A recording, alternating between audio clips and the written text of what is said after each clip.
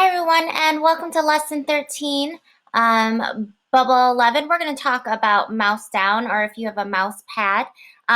There's a few things that are different than when key down, but it has very similar characteristics. So with this, we're going to talk about when the mouse is clicked. Key presses are great, but sometimes you want the user to interact with mouse clicks. There's a new block called mouse down, which is similar to key down. It checks whether the left or right mouse button is being pressed. So for the majority of us, we are using our Chromebooks, or in my case, I'm using my MacBook. And so I only have a trackpad. So I'm going to do some coding using mouse down left. So you'll notice this hint here. If you're using a computer with a mouse or trackpad that only has one button. So I'm not using a handheld mouse.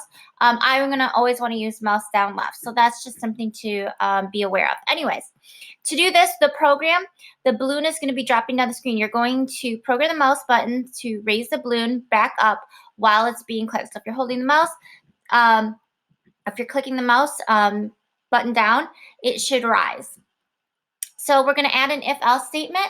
We're going to include a condition to move the balloon up 1 pixel when the mouse is down. Otherwise, the balloon will keep falling down. And so you're going to need to move the code that drops the balloon for this to work. Only you want to run if it's mouse down, if it is false.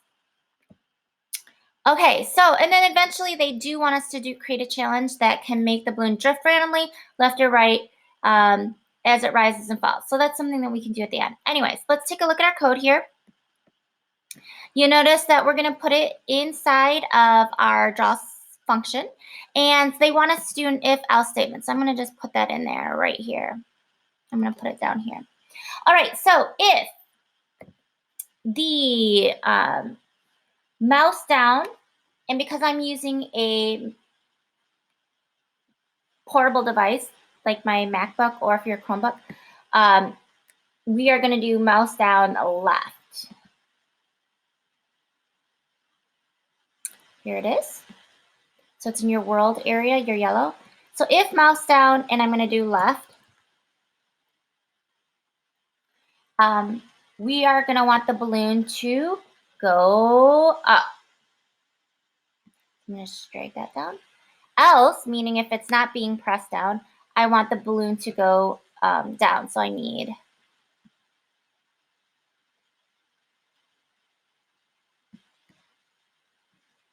I'm going to type in balloon y and math, and I'm going to subtract.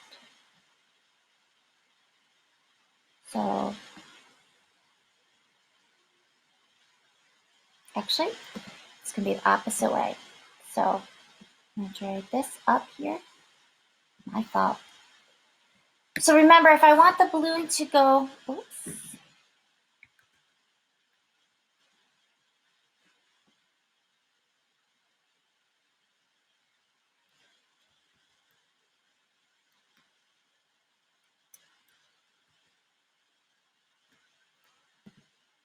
If I want the balloon to go up, I need to subtract.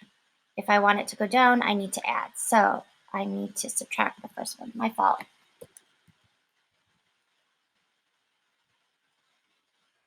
This one. Okay. And then else it's going to keep falling down. So this is the original falling down part. This is when I'm clicking on the mouse and it's going up. So I'm subtracting from Y. Reset and run.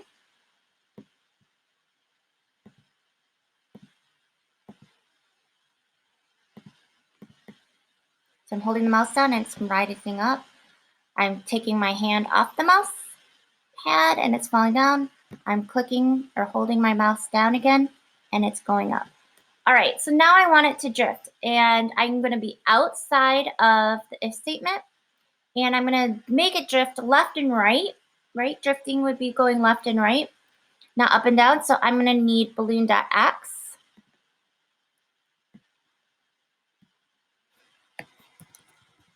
This is outside my if statement because I want it to always be drifting.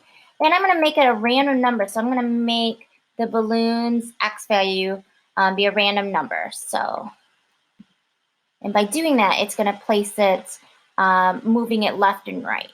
and it's going to be between 190, I'm just picking some random numbers here, and 210.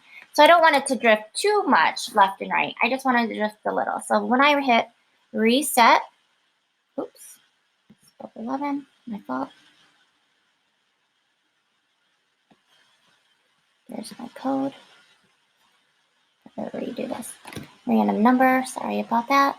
Again, it's going to be between 190, I'm going to pick 190 and 210, just so it's not too much drifting left and right, but it's just enough to be obvious. Run. See how it's drifting left and right a little bit? And then I'm going to hold my mouse, oops, run this again, hold my mouse down, and then it moves up. If I want it to be a little bit more wider, I can do maybe 100. And then it gets really sketchy. So it's picking X value random number between 100 and 210 as it's also adding to the Y value as it's falling. If I want it to be less jerky, herky-jerky, I would do something like 200 to make it less random. And then maybe it's more of a steady fall. So that's bubble 11.